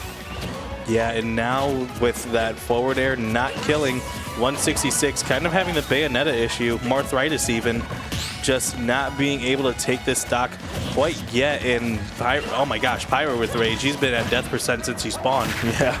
I mean, you keep seeing Dr. Stank is shielding on this can so often. I'm not surprised that Dreamless has adapted at least a little bit to it. Yeah, but that up air is going to take the stock with Pyra immediately back to Mithra, and this is a early CSU lead, but let's see if they could keep this up. My bad. Not quite yet. I blame you for this. Yeah, that's fair. But getting the, oh my gosh, getting advantage state, wow. 53, not getting the second half of that, but 64, continuing to rack up. And finally, Dr. Stank able to hit the ground, but that reverse can into back air, just 27%. That two-piece no biscuit, just slowing it down. If you're able to find your way in, that gunman's down, the Clay Pigeon out. There's only the can now, but it's looking like Dr. Stank perfectly happy to scrap. What a crazy mix-up, though, trying to go for that Photon Edge. The can actually saves him from the down air. And I think that's one of the first down airs that Dreamless was actually able to hit the sweet spot with. I mean, you can see so clearly that's what he really wants on Pyra. I want to see him go for more grabs. He's going to go for the Promise Revolt, and yeah, that ain't down air, but it sure as hell does go down and send out. Yeah, and that definitely will take the stock as well, 59%. And just now, it looks like Dreamless is finding his groove. Down throw, up B for 47. Tried going for the hard call out and now getting thrown for it. And Dr. Stank also going for the hard call out. He's going to find the Blazing End to at least neutralize the value that the can or the Clay Pigeon could ever find. Yeah, just once again, I'm really impressed by Dr. Stank's can gameplay, just always knowing what he could do, where it's going to send, what he could do afterwards. Sometimes he overextends, but it's a rarity compared to when he actually converts. He keeps finding really good opportunities, Dreamless, to go through when the projectile zoning isn't at its fullest. Remember, Duck Hunt can't have a second Clay Pigeon, a second can, a second gunman out at once. They have to be one at a time, and Dreamless is taking advantage of the very few windows he's getting, but Dr. Stank is keeping that zoning good for now. Yeah, that's the thing for now, because every time that he has been able to find a way in, it has spelled good things, but Dr. Stank able to take another one. So even if he were able to, even if he wasn't able to take another one, he is still doing a great job. Like you said, great tech, still able to be alive. That Promise Revolt misses, forward throw, forward air, and then stuck off stage can. That was terrifying. I'm surprised Dr. Stank went for a zoning game rather than punishing the no-jump Mithra that was right in front of him there. That's dead.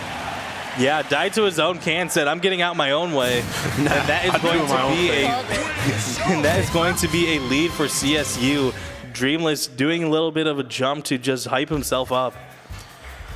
Yeah, now moving on. I mean, CSU had a lead in game 1, but they weren't able to capitalize. They weren't able to follow through on it. Game 2, Manchester came in and dominated the whole game pretty much with that lead in game 2. Yeah, but that comeback happened because of Dr. Stank. So with him out the way this early, there's a lot of potential that could happen for CSU to start mounting this comeback. So I will say, of all the players to send in, remind me the Kazuya's name. I don't want to get it wrong. Pars. Pars. Okay, I was going to say a name of a different player who goes to our locals. But yeah, they're not going to send in Pars, I don't think, because Dreamless has a pretty good record against Pars. So this is probably going to be either Ken or Plant. Or Ken, Ryu, Plant, really, are, I guess, the options here. Yeah, I also don't think they're going to send in Duck 190 either. Not this early. Yeah, not this early. You can't send in the two players who have been undeniably doing the most for you this early. Yeah, they kind of did with Dr. Stank, but Dr. Stank was still able to take 2. So yeah, you definitely expect more, but not getting it there. And starting a little bit on the back foot, but that's nothing new to Manchester at this point. Yeah. So starting to see who they are choosing or who's coming out. I mean, they've got some time for it. It's looking like I'm so bad with faces. It also just looks like they're all standing at the same time. So it's like, okay, it's this guy. Nope, this guy. All right. I believe that's Mitch.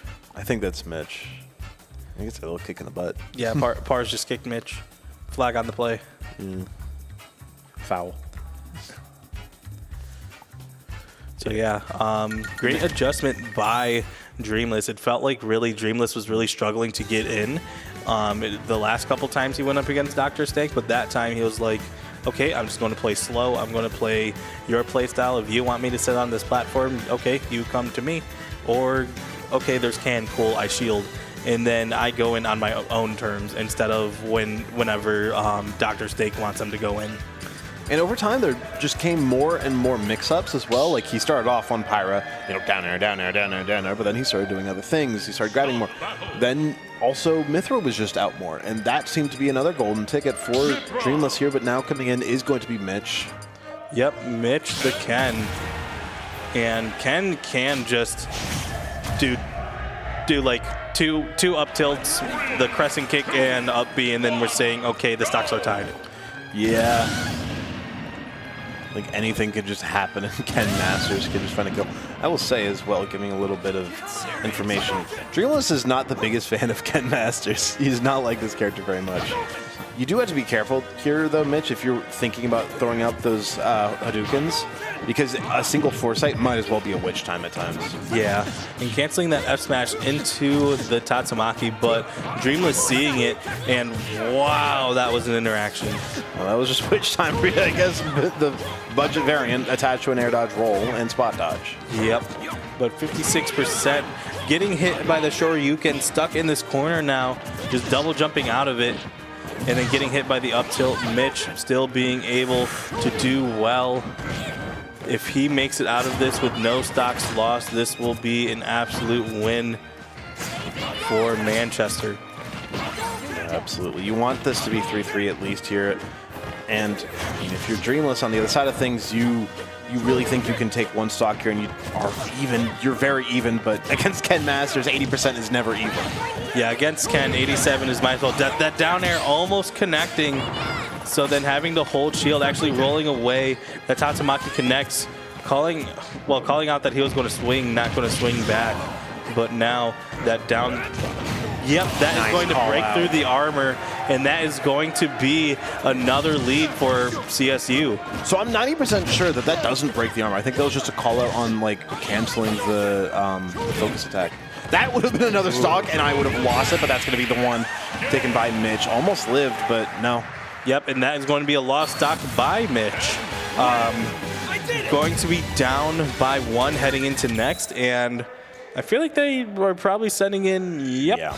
Immediately. He's walking up before Dreamless is even back in his seat. Yeah, so now going to be Dreamless versus Mitch. Not Dreamless versus Mitch, Chimpus versus Mitch. So it's going to be interesting to see how Mitch adapts.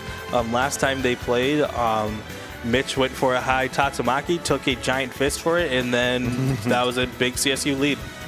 Yeah, and here Chimpus, I think that having Chimpus in against specifically Shotos is very, very good. I think that Shotos really struggle with Bayonetta, just having a character who can run around and never get hit, but can choose her openings so well with all those burst options, with the ABK, with the slide kick, with the Witch Twist, and then also you've got Witch Time if they start getting careless with their Hadoukens, their Shakunetsus, whatever may come your way as Bayonetta. I think this is a very good matchup, and I think that Chimpus should be able to take more stocks here than he did in game 1. Yeah, but let's see if that will happen. Everyone just talking about it, fist bumping, so it looks like Mitch is ready. I'm going to say his bans, and Chimpus looks like he's ready to go.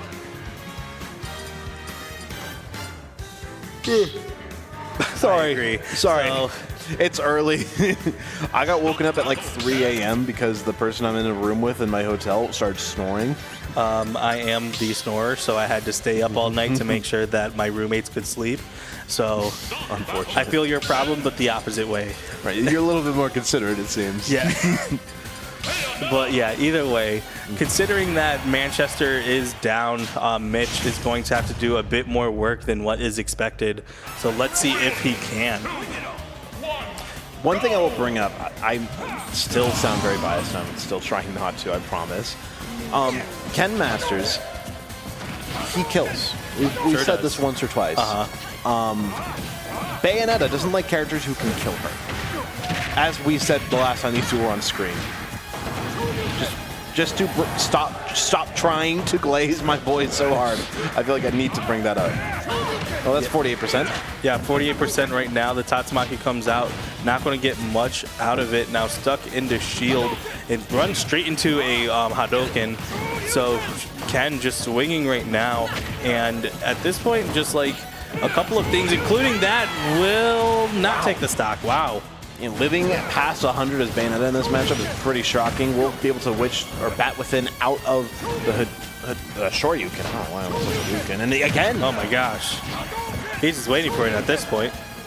It's actual rare, good, smart use of bat within from a Bayonetta player. I thought it was all accidental. Oh yeah, speaking of, I can't believe we haven't seen the Bayo attacks yet. Oh, right, true. But yeah, that is going to now be a little bit of a different gameplay of just I'm just going to stay back here. But Chimpus now being on the hunt, trying to take this stock, trying to end this quickly.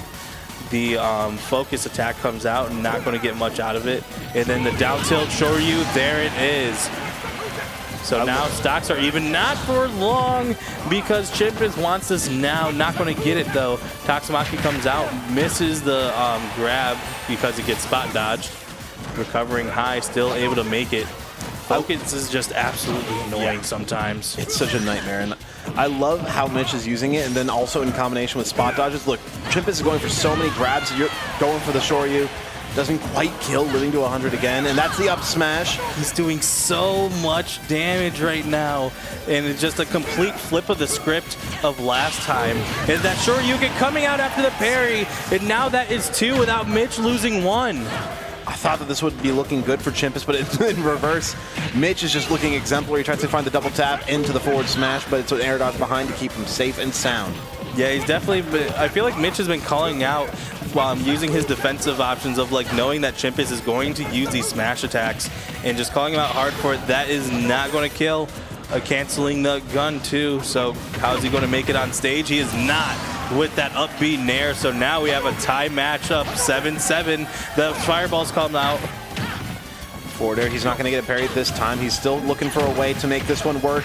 The heel slide, it's going to start something, and the up air hold. He's looking deep, but no, Mitch goes high. Doesn't want to deal with it right now. The down tilt's into the down. I think that was a strong down tilt, actually. Yep, weak to strong.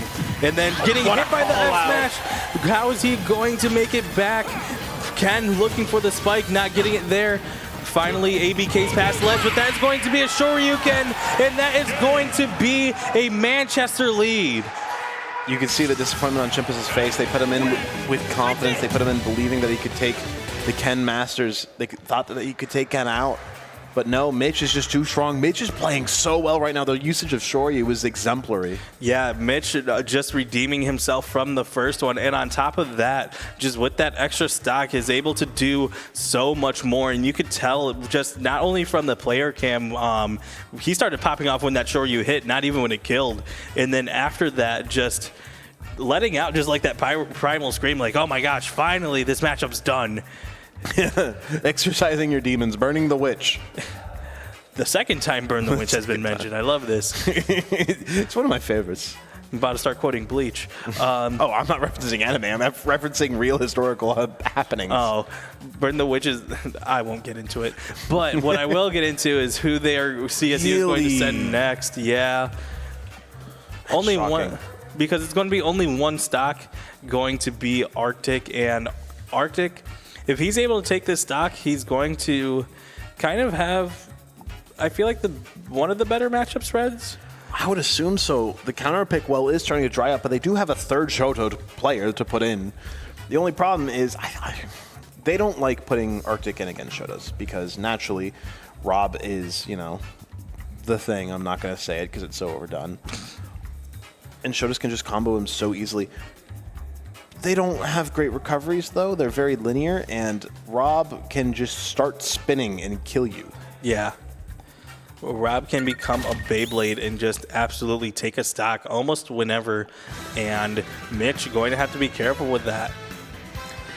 Edge guards are just going to be the name of the game in this matchup, I think, in this head-to-head. And depending who comes in after Mitch, Mitch feeling satisfied with himself. Hey, you deserve it, man. Be happy with yourself. You played well. Yeah, now it looks like he's trying to go Super Saiyan. But yeah, just continually just controlling his breath, trying to get ready to go.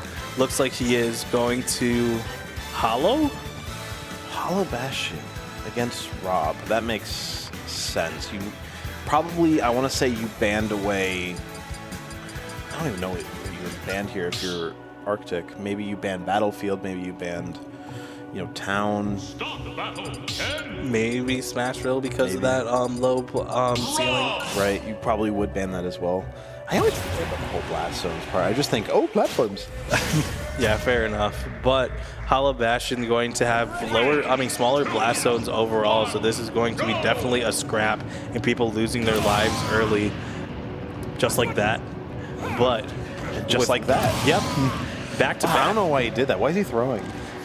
Yeah, but now it's going to be 7-6. If Manchester wins out, they are going to be GLEC champions, winning it 3-0, but CSU refusing to go away. Good zoning here from Arctic so far. He's trying to keep Mitch out, but Mitch has found his way in, and this character can absolutely melt through Rob, turning him into scrap dust. Yeah, but Rob can melt through almost anyone, but getting Shoryuken out of shield for it. And then that is going to be traded. Ken up tilt, crescent kick, misses the forward air just to get the Tatsumaki. What a call out! That Shoryuken is going to make it 5-7, and Mitch does not look like he's done. Yeah, I think it's been 5 from him so far in this set. He's just been tearing it up. You might be looking for a 6th. He's still got plenty of time. Yeah, and I think that's been the thing.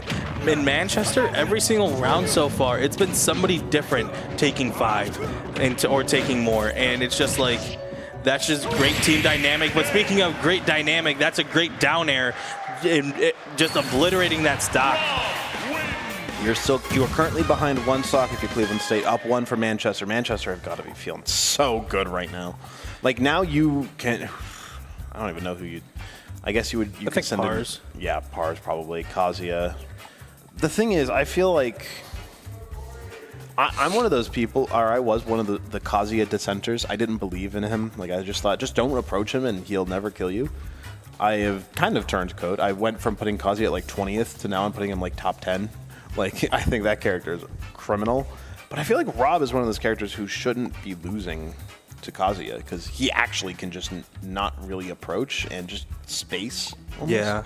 I mean, like, with that, like, old joke, like Rob is Rob in disadvantage, but also Rob is Rob in advantage, and that just goes in like any character, like who hits more 0 to deaths in this matchup. Yeah, and I think even like watching the first time, like Pars was able to adapt more in the, after the first stock. After the first 2 stocks, it really felt like Pars was starting to figure it out. So I would, if I was Manchester, I'd probably trust him to go in. Obviously, Arctic is going to change stuff up, but still, just like that little bit of a memory from the last time you played against him can go a long way. And it does look like they're talking directly to Pars, so it might be him. Duck 190 also had a masterclass against Arctic as well, but I feel like just burning Duck right now would not be the greatest part. Having a Kazuya in the back is always scary, but like, what are you going to do? Kazuya Young Link, like, oh boy, instead of 2 projectiles from Rob, we get 3. Yippee! Yay! And then very solid spacing with Zaire, and decent spacing from this little sword. It's like the fake plastic sword you would get as a kid at like a birthday party. Yeah. I call like, there's like obviously sword character, the category swordies. I don't think Meta Knight's a sword. I call him like a toothpick. He's a Shoto. Kazuya or Meta Knight's a Shoto. I on the scale of sword fighter to Shoto, he's a Shoto. Yeah, I get that one. And he has the sewing needle. Yeah, I call it the toothpicky, and I think like Young Link is like on the border of one. And yeah, like it is going to be Shoto number 2. The gauntlet. He's gonna have to go through. Yeah, going from Street Fighter to Tekken.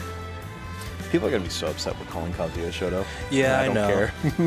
Hey, he's got a projectile that he shoots out, and then he's got crazy combos: auto cancel and auto turnaround. Not auto cancel, but special cancel, auto turnaround. Yeah, technically he's an FGC character, but in this game, we call those Shotos. Yeah. Which I kind of wish King was in this game, because even though King is just kind of Incineroar, but again... I was about to say, just give Incin a skin, an Echo Fighter. Oh my gosh, please. Give Incineroar a Luchador mask. It's over. You just replace Revenge with another grab. It's a counter grab that does the same thing. You just give him Brawler's counter grab? Yeah. That would actually make them worse. Anyways, that is going to be 1 SD, and that is going to be the start of this match.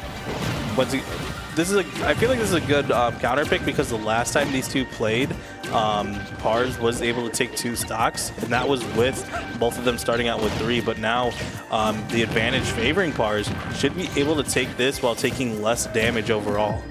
That's going to grab Electric. He's sending him up with the up B. He doesn't want to find any, or doesn't see the opportunity to find any further punishment. Yeah, oh no, only 61. But yeah, great response. Down tilt, forward smash as well. Arctic playing really well. That down air not going to connect, but just a lot of pressure on ledge. Is able to get away from it, and that nair going to send him off stage. What is he going to do for this ledge trap? Tried booting him into his outer space, but not going to get it. Tries to go for the back air, but a little bit too far. Just gets a little bit of a love tap there from Pars. And Arctic, he had such a good start, and now it's starting to slow down. The Rage Drive is online. You know that a grab is going to be good. Another mash. Like, the mash is so far the mash is insane. We saw it earlier from Duck 190. The back air survives. Kazuya is thick. Yeah, it's still able to survive, and survive that as well. Getting down there, down throw it again. Still survives, and that is going to take the stock. Pars able to survive all of those berries and taking the stock. Playing really well right now, trying to help his team win this. They don't want any more games. They want 3 games and going home. At what point do you go for another option is the question. He went for down air 3 times, but at what point do you go for a forward air or a forward throw? At what point do you go for air dodge read? When it kills. Right, right. Yeah, that back throw absolutely taking the stock, and now Arctic having to make a little bit of a comeback. Great grab by the gyro, and just good pressure overall by both of these players, especially with projectiles. 57% getting hit by Electric, trying to get the reset, but just barely misses the spacing. Yeah, this is starting to get crunch time even more than it was before. Down tilt jab lock. He's going to find the forward smash afterwards. That laser sent him away, but now he will be back on stage. Both players hovering the center. That air dodge will get him a little bit low. The down air, it's not going to connect. Yeah, and then misses that side B. Tried going for it to take the stock. Both of these characters trying to take the stock right now. 877 stock now. Second JJ Whit mentioned. Forward air off stage. I don't know if he has anything to recover. The laser coming out is going to air dodge, but still off stage against Rob. Great job by Pars to survive, and even combos off the gyro, off the wall. He weaves right through. The Nair's going to start killing at some point. I was going to say, that suit was weighing him down, refusing to die. But 4-4, that is going to be electric to up B, still alive. Hey, Rob's heavy too. He's got some weight to him. Yeah, popped off just a bit early, and now Arctic trying to turn it around. He absolutely has to cheese to find this one, 41%. He might be looking for the 0 to death. He's been practicing it so much, he's not going to find an opportunity. 57, it's a little bit too high to find it. Finds a down tilt attempt, but he's not going to get it. It's the Nair instead, and now he's been sent forward, dodges the laser. Yeah, and this overall gameplay by him has just been great overall without the 0 to death, 82%, but that won't be enough. Popped off for the second time, and that is now going to be only a 4-3. It could have been worse. It could have been worse, but there is still a demon in the back that you have yet to deal with if you're Cleveland State. You have yet to put down the chimp, and Colonies has to make it work. He has to find a way. He lost the first game 3 stocks to 1. He lost his first attempt at Duck 190. He has 4 stocks to take now. Yeah, and also having one to deal with Kazuya, while yes, Kazuya is going to have a hard time going in, and at any point, if you make one mistake, that could lead to a 0 to death, and that could just essentially seal the deal, especially mentally, of like, you are the last player, it's all up to this, and then you get 0 to death. That just hurts. Yeah. So then now, just if you're Colonies, I think the one thing that you have to do is just focus on Pars first. Don't worry about Duck 190. Just focus on getting rid of the Kazuya and then move on. Because if you start overlooking your opponent, that's when Kazuya does Kazuya things. Yeah, and if Kazuya does any... I sound so biased, man, and I hate it. I'm still watching my friends lose, so it does suck a little bit. But still, at the end of the day, it's been great for Manchester, and if one stock comes away from CSU, I'm willing to call it. I hate to say that, but I think I'm willing to call it if one stock slips away from them here. Yeah, I still believe it's like running low, but yeah. I still believe in the comeback. You're here for a reason. You're here in GLEC for a reason, especially if you come out of this clean, there is always a chance. So that is just going to be what you can do. I feel my motto is it's never over until it says it's over. It ain't over till it's over. It ain't. Yeah, but I ain't hear no bell. It's always winnable until the game says game. And even then, it's about to say game one more time if Colony is able to take this stock. Yeah, and Colonies in Cleveland State is hoping to see a lot more of the screen being down 0-2, and even in this being down 4-3. If Pars is able to close out at least one, this is just daunting. Yeah. They're ready. Colony's going to look for any sort of spacing, zoning, keeping this Kazuya out. He doesn't want to be in this squabble range. At least I didn't think he would be, but he's bringing the boxing to him. Yeah, he's scrapping significantly more than I thought he would, just finding his opportunities up close instead of from afar, and then getting the up B into up air. 105 already, but there is the rage drive online. Getting hit by the boomerang, parries it, misses the electric wind Godfist, but 46%. Tried spiking him with the down smash, and then avoids the electric wind Godfist with the air dodge. He's being so patient with this rage drive as well, Pars. He's got it on his back pocket, and if he tries to go for it once, reminder that it slowly decays. He doesn't keep it for as high percent, and there we go, it's gone now. Colonies can rest a little bit easier, but he needs to find this kill before that Martharitis starts to punish. Yeah, and that Nair, he heard you. Yay. That Nair comes out, going to take the stock, and now this is what Smash was meant to be. A 3 stock versus 3 stock. I said I'd be willing to call it if he lost one to Pars. I said that I thought it was going to be over if that happened. It is, they're still in it. Colonies may not have done great against Duck 190 in their first meeting today, but this is where you need to put that away. He did great in the first half of that game. He took 70 and took a stock. You need to have that happen again if you want a chance at staying in this for Cleveland State. Bless. But Yeah, it's just going to be up to this. If you are Colonies, if you are Duck 190, you are feeling all the pressure right now, because if you win, if you're Colonies, if you win, you have your teams stay alive for another game. If you are Duck 190, if you win, you're going to Texas, you're moving on, and all the glory is going to be for the MVP. So it's going to be small battlefield, choosing the music. And how heartbreaking it would be as well. CSU have one GLEC championship that they won, and it was the one that mattered the least. It wasn't the one with the bid to Texas. How much must that... I know that if that happened to me and I were to lose today, that would be weighing on my mind personally. Not just like if we do lose, but the fact that if we lose, we won when it didn't matter almost. It mattered, of course it mattered. But in my mind, I would be thinking we won when it didn't matter. I was going to say, I think it's a great win, no matter what, because it's still dethroning the dynasty that is Manchester. But Manchester, after that loss, responded and are responding in kind. But with this is just a flat-out game. Monkey Flip going through Arrow, and we are at a hot start right now.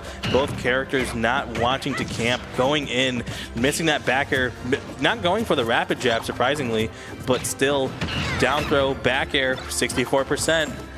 Colony's keeping it even, though that banana in hand makes Diddy a terrifying proponent to approach, especially in that shield. He can just protect himself and he doesn't have to worry. You can't tomahawk effectively on Young Link either. They're able to evade that forward smash now. Yeah, 109 though, just a lot of percent being racked up off of capitalizing off of stray hits, and that is going to be Monkey Flip, 123%.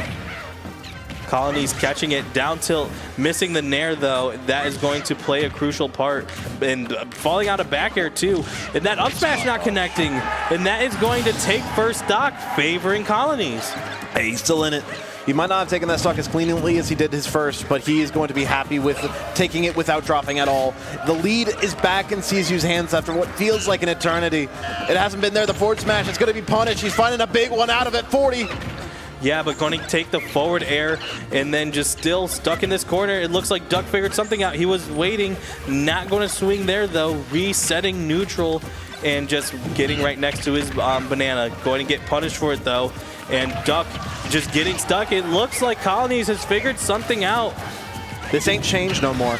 Like you talk about change when you're thinking about taking one stock, you want a little bit extra for the next one. This ain't change. He's taking 75%. He's living to 170 himself. Diddy Kong can't kill. Well, Young Link usually can't either. Finally, the monkey will be on the board. Yeah, now 2-2, but 75%. And that is going to be essentially the difference between these two. The up B going to be punished by Monkey Flip, even calling out the spot dodge afterwards. 24%. A lot of pressure on that shield. The up air comes out. A little bit of pressure here for Duck. He's going to find the forward air out of the down throw, not the up air this time. The percent's too low. Colony's trying to find a good landing. He's not finding many options. A boomerang. Will he find the tech chase? No. Yeah, 68 to 97. A lot of this percent is being racked up, Boomerang. even using the boomerang to combo it into back air afterwards. And then another grab, just yeeting him off the stage, throwing him for a first down. And then Banana throwing him off stage again. Great gun cancel. And now just back and forth these players go, and that up smash is going to take it. And now one more for Manchester, and they are going to be your GLEC champs. Colonies trying to do everything he can to prevent that. A nod of acknowledgement came through for Colonies there. He's not tilted, but he knows that he messed up. He knows that he has to lock in order to win this for his team. He knows that all the pressure is riding on him right now. Looks for the up air there for Duck 190. He's not going to connect it. It's just slow, patient play from Colonies right now. The old man of the team. Dash attack is going to connect. That forward air rising is going to get a little bit more. Yeah, but 44% already on this stock. Talking about extra credit on the other side now. Manchester just doing a lot, and Duck 190 being at the helm of that. It's a Monkey Flip comes out again, 80%. Great mix-up going to be in? He wanted the angel drop. He wanted to go home now. He wanted to end it flash. He wanted to make sure the crowd knew he was in. He's going for the back air. A beautiful weight on that one as well. Banana, is he going to find the read option? No, he's just going to toss another one. Down tilt up smash doesn't connect. Yeah, 111 though, so a lot of confirms can come out from Diddy though. 127%. Colonies has just been able to take that stock, and now 1 stock to 1. Whoever takes this stock is going to help their team immensely. Manchester, if Duck takes this stock, we are done. If CSU Colonies comes back and takes it, we are moving on to another game. Really going to have to play around that banana, and looks like Colonies just going to play as hard as it's going to be a banana, and that is going to be it. Your GLEC champions. Running back, the rematch is going to be Manchester University. They're not good with silver. They don't like it. They don't want the silver. They want more. They want the golden crown, and that they will take today. The championship 3-0. We thought it'd be close. We thought they had a chance, Cleveland State. They felt confident, but at the end of the day, Manchester, the Kings, returned to the top. They returned to their throne. Yeah, and with the dynasty coming back and rowing back, heavy is the crown, and Cleveland State learned that today. And they fought hard. Cleveland State put everything on the line, but it was just not enough. Manchester being able to run it back and close it out. What a time. Just so well played. Honestly, it was still close, like relatively. Like it was last stock for I think game 1 and game 3. I think game 2. I think there was still 2 stocks remaining or something of the sort, or 3.